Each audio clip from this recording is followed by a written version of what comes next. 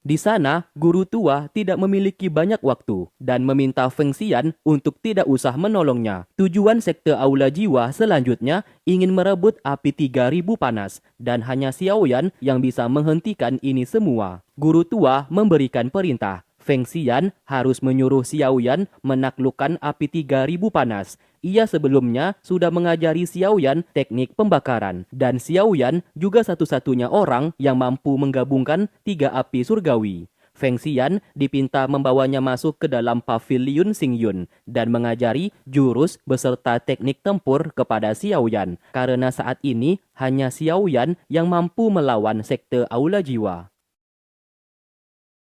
我找了你50年，我们的时间不多了，生死3000炎炎过了，此事非他不能，非他不可。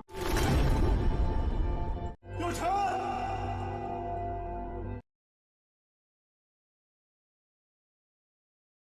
Setelah itu, Xiaoyan mengajak Feng Xian untuk segera menyelamatkan guru tua. Namun Feng Xian menolak. Ia tidak menceritakan mengenai guru tua tidak ingin diselamatkan kepada Xiaoyan. Karena sudah mendapatkan perintah, ia pun menyuruh Xiaoyan menjadi murid pavilion Xingyun dan belajar jurus tempur agar ia menjadi jauh lebih kuat. Jelas, Xiaoyan menolak karena misinya kali ini menyelamatkan sang guru, bukan untuk belajar jurus tempur di pavilion Xingyun. Perdebatan pun terjadi, dan pada akhirnya Xiaoyan memilih pergi. 你不救，我救。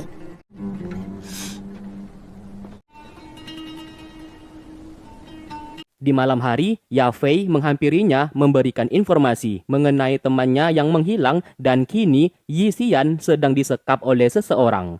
Dengan segera, Xiaoyan dibawa oleh Ying Wei ke sebuah tempat. Dan ternyata orang yang menyekap Yi Xian saat ini adalah ketua lembah Sungai Es. Kita sebut saja namanya Bambang. Di sana Bambang mengetahui Yi Xian adalah manusia racun yang sangat langka dan sedang ia teliti. Xiaoyan meminta untuk segera menyerahkan temannya. Bambang membuat sebuah perjanjian. Ia akan menyerahkannya namun dengan satu syarat. Ia ingin Yafei memberikan hak kepemilikan rumah lelang kepadanya. Mendengarkan itu, Xiaoyan mengajak ia mengobrol 4 mata. Di saat lengah, Xiaoyan segera mencekiknya. Alhasil pasukan milik Bambang tidak bisa berbuat apa-apa.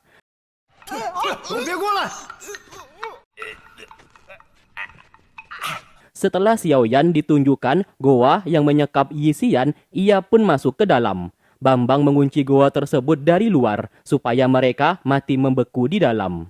Terlihat Yi Xian sudah hampir membeku di sana. Terlambat sedikit saja, nyawanya akan dalam bahaya. Xiaoyan berusaha menghancurkan rantai tersebut.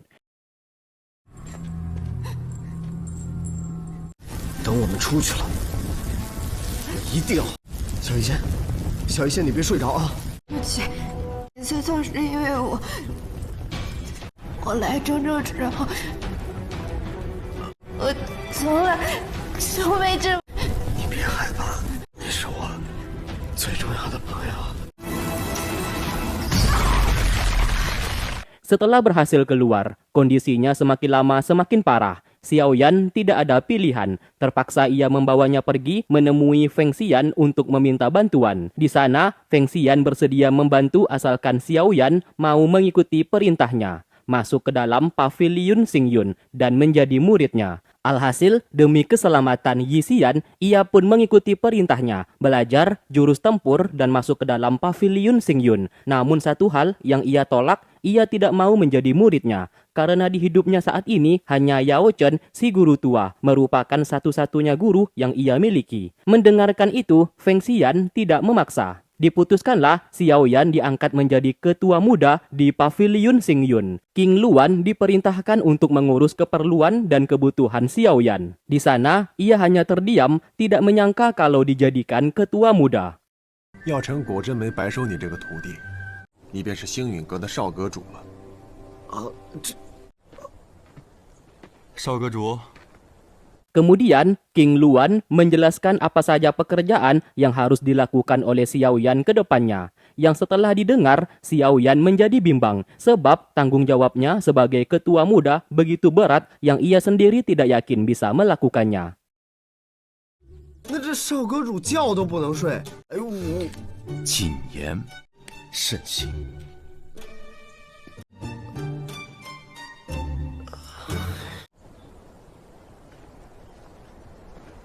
Keesokan harinya, Feng Xian membawa mereka ke altar pembangunan pondasi milik Paviliun Xingyun. Di sana ia akan mengeluarkan racun di tubuh Yi Xian. Berhubung ritual ini baru pertama kali dilakukan, Feng Xian memberitahukan resiko terbesar apabila ritual ini gagal memungkinkan bagi Yi Xian akan kehilangan kelima indranya dan menjadi cacat seumur hidup.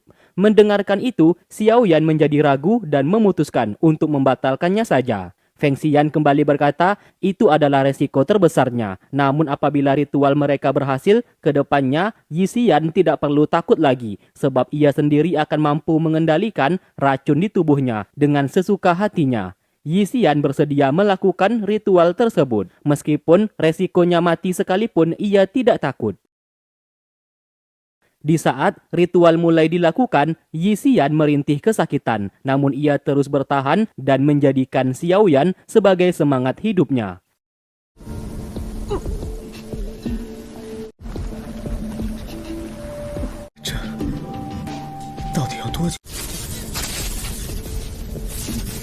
Xiao Yi仙，坚持住！ Setelah itu, Feng Xian memeriksa, siapa sangka ritual itu berhasil dilakukan. Dan kini, ia sudah sembuh total. Racun di tubuhnya bisa ia kendalikan sendiri tanpa takut meledak lagi. Feng Xian mengubah racun di tubuhnya menjadi sebuah energi tempur. Feng Xian merasa senang sebab ritual ini baru pertama kali ia lakukan dan berhasil. Singkat cerita, Xiao Yan mulai berlatih. Feng Xian mengajari jurus tempur dan teknik bela diri dari Paviliun Xingyun miliknya. Karena ia berbakat, dalam waktu singkat, Xiao Yan mampu menguasai semua jurus yang diajarkan oleh Feng Xian kepadanya.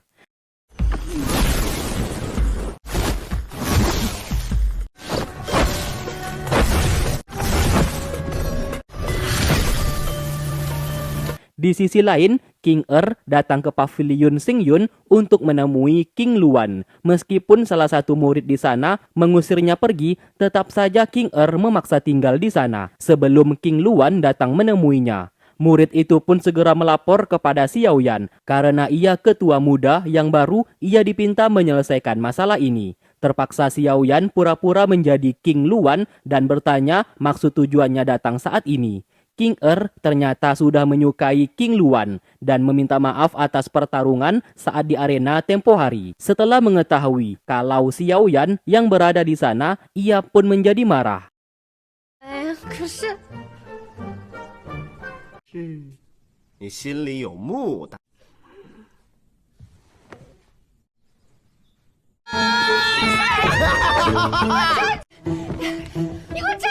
你到底有完没完呢？ Xiao Yan lantas mengejeknya dan akan memberitahukan semuanya ini kepada King Luan. Merasa malu, King mendesak Xiao Yan agar tidak melakukan hal tersebut. Tiba-tiba, King berteriak memanggil nama Yi Xian dengan berkata kalau ia menyukai Xiao Yan. Dengan begitu, Yi Xian akan cemburu. Di sini ia tidak tahu Yi Xian bukan pacarnya Xiao Yan, melainkan temannya saja. Xiao Yan menjelaskan hal tersebut dan ia sudah memiliki seorang wanita yang sangat ia cintai. Namun itu bukan Yi Xian. 小一仙，我喜欢萧炎，我喜欢萧炎。比这个世界上所有的姑娘都好。那么好的人能喜欢你？你做梦吧你！ Di sekte Gu, Sun secara diam-diam pergi meninggalkan rumah agar bisa mencari keberadaan Xiao Yan. Gu Yao membantu kepergiannya dengan menutupi ini semua dari ayahnya tersebut. Ia pun meminta Sun untuk berhati-hati. 走吧，天亮以后，族长那边就瞒不住。 Di wilayah Zhongzhou, kebetulan diadakan pesta kembang api. Xiao Yan yang sebelumnya sudah berjanji lantas membawa Yi Xian pergi ke sana. Semenjak hari itu, Yi Xian sangat menyukai Xiao Yan. Mulai dari kebaikan, perhatian, dan pengorbanannya. Dan ia menganggap Xiao Yan adalah semangat hidupnya. Namun ia tidak berani untuk mengungkapkan perasaannya secara langsung mengingat banyak sekali wanita yang berada di sisi Xiao Yan. Dan takut apabila ia mengakui perasaannya, sikap Xiao Yan kepadanya akan berubah. Secara kebetulan, Sun Er telah sampai di wilayah Zhongzhou dan berharap bisa bertemu dengan Xiao Yan. Sementara itu, mereka bersenang-senang dan bermain kembang api bersama. Malam itu merupakan malam terindah yang pernah dilewati oleh Yi Xian. Namun tiba-tiba semuanya berubah. Di saat Xiao Yan bersama Sun Er kembali bertemu, ia pun sangat cemburu dan menjadi patah hati.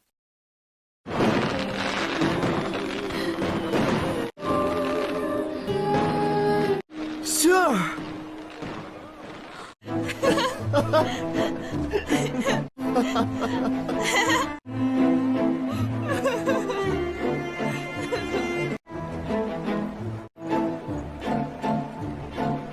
Kemudian, Xiao Yan memperkenalkan Sun Er kepada mereka semua. Ia juga memperkenalkan kepada Yi Xian, temannya yang memiliki racun dan kini sudah sembuh.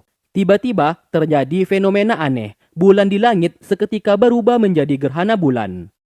天有异变，这能量波动也太强。 Ternyata gerhana bulan merupakan sebuah tanda. Sudah saatnya menaklukkan api 3000 panas. Di sana, Sun Er menceritakan apa yang sudah ia lewati. Tetua Mu berhasil menyerap energi tempur dari jasad Hun Miseng. Kemungkinan terbesar, Tetua Mu akan membuat kekacauan lagi. Xiao Yan segera menemui Feng Xian dan mengajaknya menyelamatkan guru tua sebelum terlambat. Sayangnya Feng Xian justru memerintahkan ia untuk menaklukkan api 3000 panas. Sebab fenomena gerhana bulan merupakan tanda waktunya telah tiba. 10 hari lagi akan diadakan kompetisi. Pemenang kompetisi tersebut berkesempatan untuk menaklukkan api 3000 panas. Dan Xiao Yan dipaksa mengikuti kompetisi itu. Jelas, Xiao Yan menolak. Ia tidak butuh hal tersebut karena yang utama saat ini adalah keselamatan guru tua. Perdebatan pun terjadi lagi. Di sana Feng Xian berkata jujur, kalau Yao Chen, guru tuanya itu yang memberikan perintah kepadanya supaya Xiao Yan menaklukkan api 3000 panas dan mengajari ia jurus tempur dari Pavilion Xingyun. Hanya dengan begitu barulah ia bisa menyelamatkan guru tua. Mendengarkan itu, Xiao Yan akhirnya mengerti. Namun satu hal yang ingin ia jelaskan. Setelah nanti ia berhasil menaklukkan 3000 api panas, ia akan pergi menyelamatkan guru tua. Apabila Feng Xian masih berusaha menghalanginya, maka jangan salahkan ia bertindak tegas. Dan bahkan mungkin saja mereka berdua akan menjadi musuh. Sontak, Feng Xian langsung terdiam. Sesaat, Sun Er memberikan informasi kebenaran mengenai giok kuno milik keluarga Xiao yang merupakan milik leluhur sekte Xiao yang bernama Xiao Suan. Dan Xiao Suan orang yang pernah mengalahkan pemimpin sekte Aula Jiwa terdahulu. Apabila giok kuno itu adalah asli, berarti bisa disimpulkan keluarga Xiao adalah sekte Xiao. Dan Xiao Yan keturunan asli dari sekte Xiao tersebut. Feng Xian sempat meragukan itu sebab sekte Xiao terdahulu tinggal di wilayah Zhongzhou, sedangkan keluarga Xiao tinggal di kerajaan Gama. Tiba-tiba, Ya Fei datang ke sana. Ia percaya Xiao Yan memiliki garis darah keturunan sekte Xiao.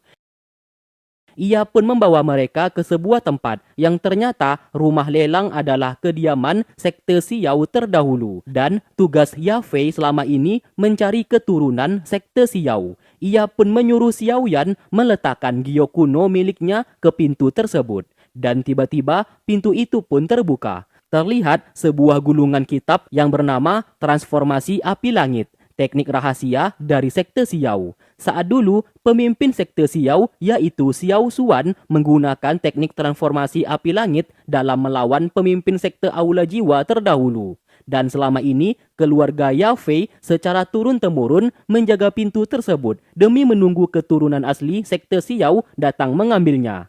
Saat dibuka, isinya ternyata sebuah peta yang menunjukkan letak tersimpannya teknik transformasi api langit berada. Ya Fei melihat letaknya tepat di sebuah desa, yang dimana desa tersebut merupakan desa terpencil yang tidak menerima orang luar untuk masuk ke dalam.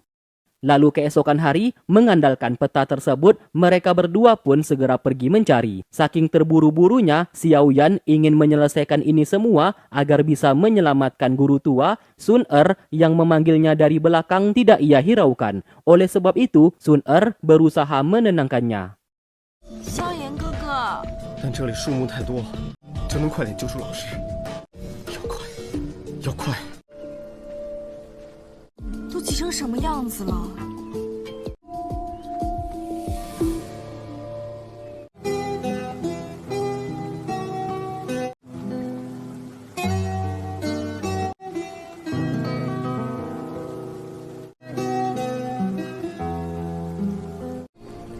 然后，时间过得可真快啊，我们就都长大了。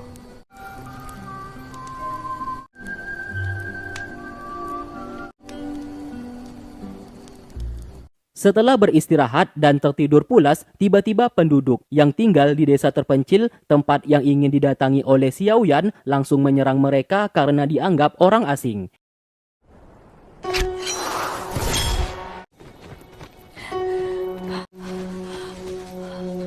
Sesaat, Sun Er memiliki sebuah ide, berhubung mereka memang ingin masuk ke dalam desa tersebut, lebih baik mereka menyerah saja. Dengan begitu, mereka tidak perlu repot lagi mencari keberadaan desa itu. Setelah terbangun dari pingsan, ia melihat luka di tangan Sun Er dan luka di lehernya telah diperban, seperti diobati oleh para penduduk desa tersebut. Lalu kepala desa datang ke sana, kita sebut saja namanya Melati. Ia bersikap baik namun tegas. Berhubung orang asing dilarang masuk, Xiaoyan beserta Sun Er akhirnya dilarang meninggalkan desa tersebut. Takutnya mereka berdua akan mengungkap keberadaan desa itu kepada orang lain. Terpaksa Sun Er bersama Xiaoyan menuruti perintah kepala desa. 从今天起，男的要学会打铁，学会缝补浆洗。 Keesokan harinya, Xiaoyan disuruh bekerja untuk menempa sebuah pedang, karena pekerjaan para laki-laki di penduduk desa itu adalah menempa pedang. Di sana ia terkejut bahan yang digunakan untuk membuat pedang menggunakan batu meteorit.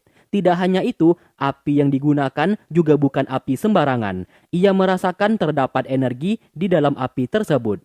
Menurut para penduduk, api itu sumbernya dari Gunung Merapi dan selama ini mereka manfaatkan untuk membuat pedang. Karena hal itu, Xiaoyan semakin penasaran dan ingin pergi ke Gunung Merapi tersebut.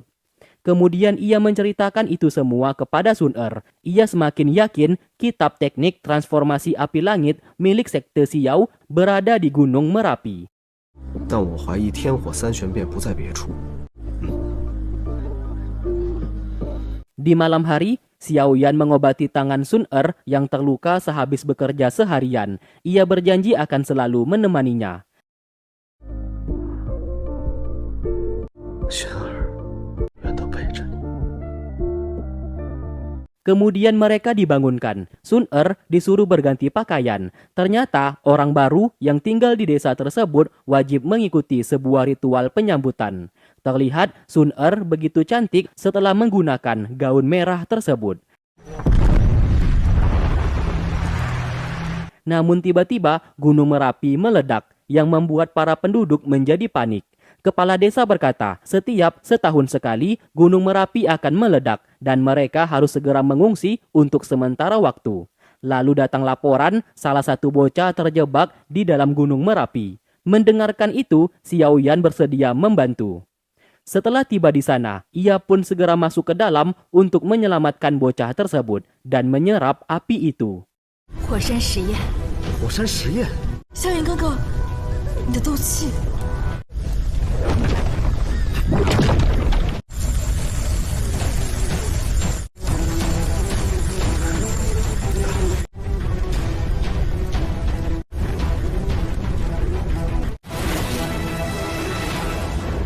原来只是紫火。没事了，别害怕了啊！把东西拿上，不怕啊。 Di sanalah tanpa sengaja Xiaoyan menemukan sebuah batu yang terukir sebuah gambar sama percis seperti gambar di batu giok miliknya. Dan benar saja kitab transformasi api langit berada di sana. Setelah kembali, kepala desa mengucapkan terima kasih atas bantuannya. Di sana, Xiaoyan mengaku ia berasal dari keluarga Xiao, keturunan asli dari sekte Xiao yang memiliki misi mengambil sebuah kitab milik leluhurnya di Gunung Merapi. Setelah menunjukkan kitab tersebut, kepala desa sangat senang sebab mereka memiliki hutang budi kepada sekte Xiao yang sangat berjasa membantu desanya di saat dulu, di saat sekte Aula Jiwa menyerang. Berhubung kitab itu berhasil didapatkan, Xiao Yan berhak memilikinya. Ia juga senang bisa bertemu dengan keturunan asli sekte Xiao. Sebagai kenang-kenangan, Xiao Yan memberikan ia sebuah barang, yaitu energi api vulkanik yang berasal dari Gunung Merapi. Penduduk desa kali ini tidak perlu takut lagi. Kedepannya, gunung tersebut tidak akan meledak lagi. Keesokan harinya, Xiao Yan bersama Sun Er pamit untuk pergi. Di sana mereka berjanji tidak akan mengungkapkan keberadaan desa tersebut. Kepala desa mengucapkan terima kasih dan mempersilahkan mereka berdua untuk pergi. Singkat cerita, setelah pulang, ternyata kitab teknik transformasi api langit tidak hanya satu, namun terbagi menjadi beberapa potong. Berhubung Xiao Yan berhasil menemukan potongan kitab pertama, kini ia harus berkelana mencari potongan kitab lainnya. Ya Fei berkata, Xiao Xuan, pemimpin sekte Xiao terdahulu, dimakamkan di wilayah sekte Gu. Mungkin saja salah satu potongan kitab transformasi api langit berada di sana. Sun Er membenarkannya dan makam Xiao Xuan memang berada di wilayah sekte Gu miliknya. Ia bersedia membantu untuk pergi ke sana. Feng Xian menyuruh Xiao Yan mempelajari potongan kitab pertama yang sudah ia dapati.